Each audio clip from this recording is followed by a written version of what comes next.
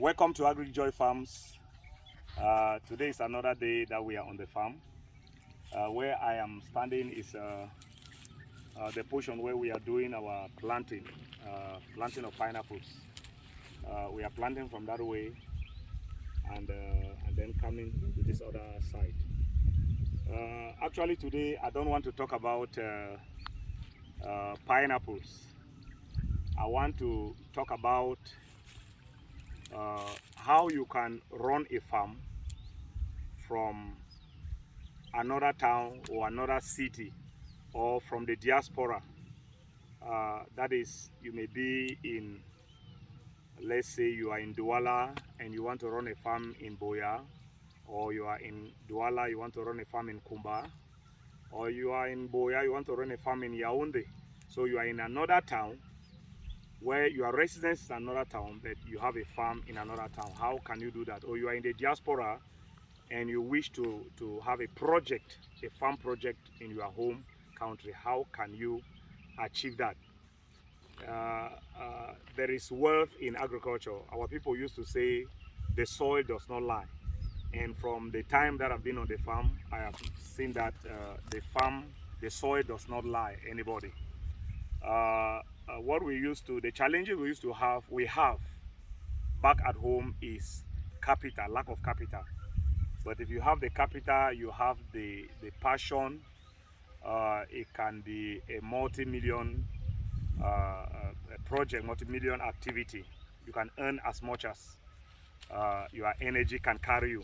So we want to talk of how can you run a farm from the diaspora or from another city. It is well established that when you are a farmer, you have to be on the farm and be ready to soil your hands, be ready to work. So even if you have workers that are helping you on the farm, you need also your eye on the farm, your presence on the farm, working with them, you know, doing the stuff with them is very, very necessary. You cannot run a farm from an office. That one will be a very big challenge. You cannot just, you know, be in an office and you say you have money, you just run a farm. You need to come to the farm and visit the farm. So number one, if you are running a farm from far or from the diaspora, the first thing you have to consider is the kind of crop or the kind of animals you want to rear, the kind of crops you want to farm, or the kind of animals. So for crop farming, for example, there are some crops that you cannot really be sure of your harvest. You cannot really know the quantity of your harvest. You cannot project easily. Those are not crops that are good for somebody who is running the farm from afar.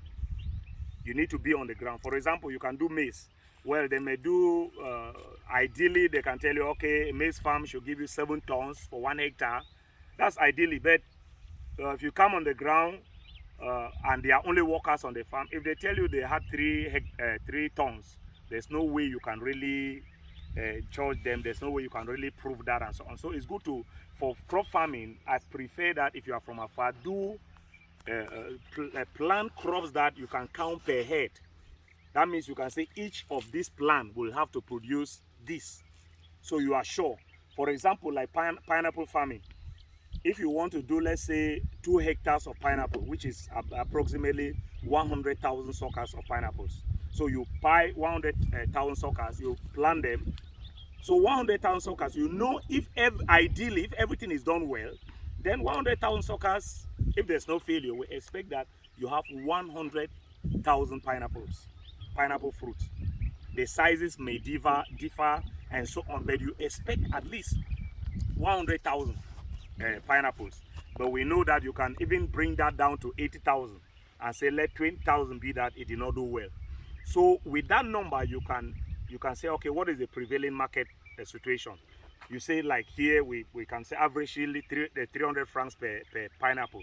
So you multiply, if it's 100,000 multiplied by 300 francs, you are sure you can make projections what you are going to have from the farm. So that one you can easily be afar, and then you do it.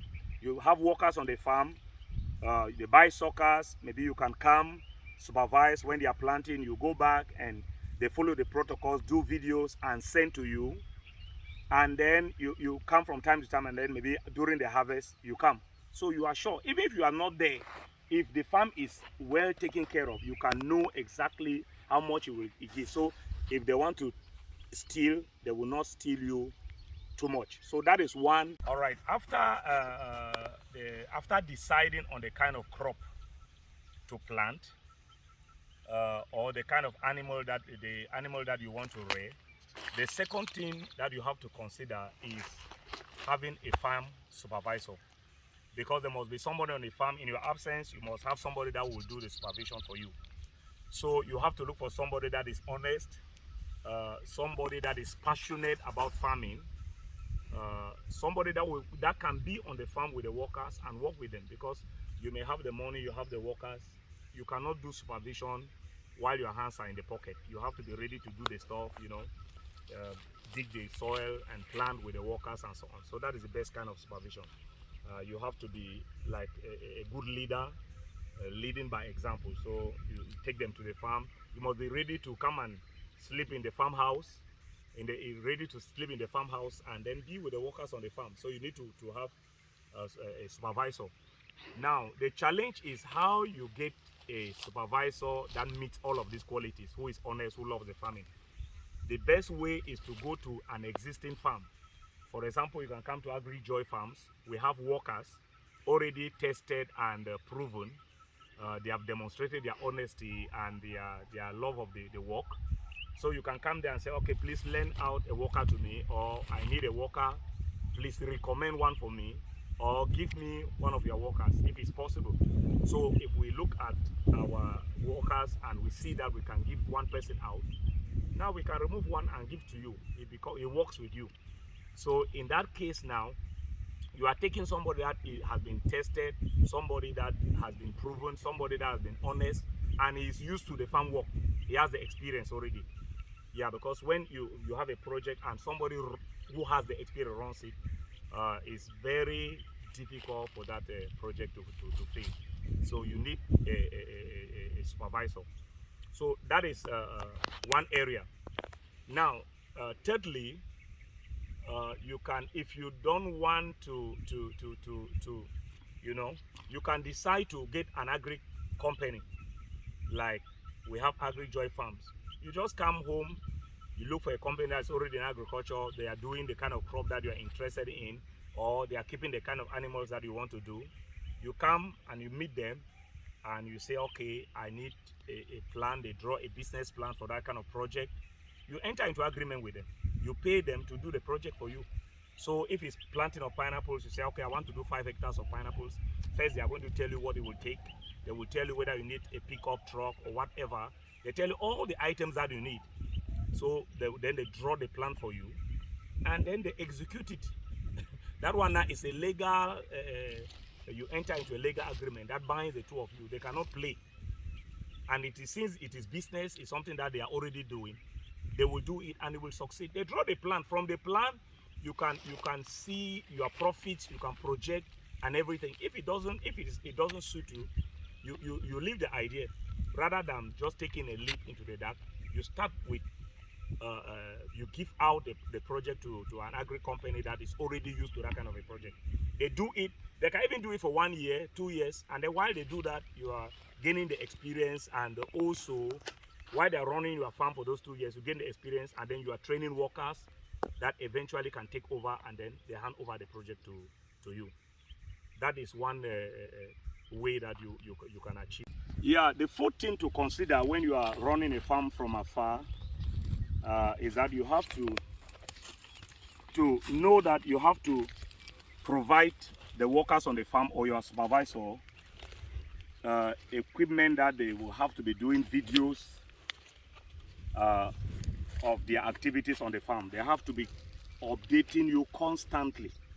So for instance, if you are keeping chickens or fowls, you are keeping them on the farm, then daily they have to keep records, good records, to tell you exactly how the things are doing. Even their activities, their program of activities, when they do them, they tick them out so that every day, at the end of the day, they give you the reports.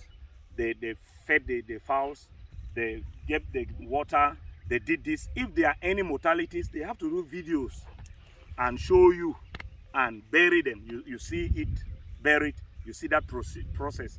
So you know, okay, if you started with 10,000 broilers, you know, okay, one is dead, you now have 900. If it's 10,000, you have 9,999 left, and that's how you do it continually. So the same also if it's crop farming on the farm, then they have to also do videos when they buy suckers, when they bring in suckers, when they are planting. They, from time to time, they do videos of the farm, so that if there's wheat, if there's any part they are failing to do, you should be able to know. So they give a program. After 1 month we'll wheat, after 1 month we are doing mulching, or after this period we are applying fertilizers. You know all of that schedule, so that from time to time you can call them and say, have you done this? Okay, let me see, and so on. So that is something worth considering also. So it will be like you are daily, they are giving you, come back in the evening, if you walk, you come back, you play the videos, you see exactly what is on the farm. All right, God bless you. Bye-bye.